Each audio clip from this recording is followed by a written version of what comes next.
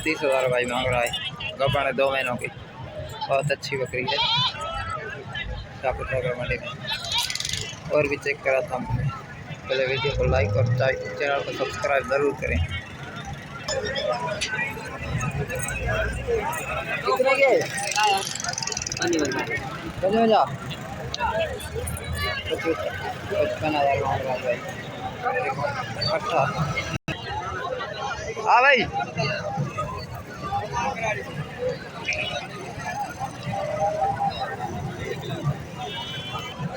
40,000 मांग रहा है। 45,000 ठीक है।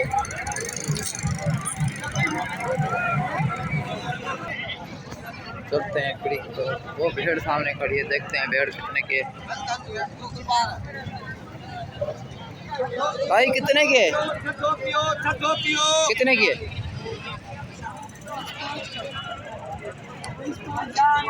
25,000 25,000 का लगा दिए।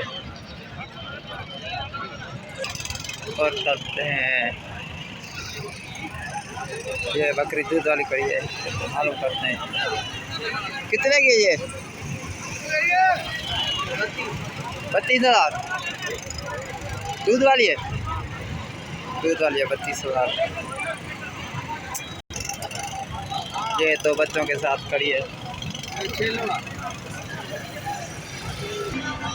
45,000 भाई मांग रहे, तो नरमादी है।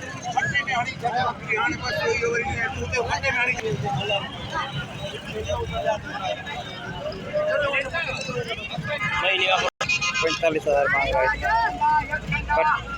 कट भी बहुत अच्छी है, नंडी चली है।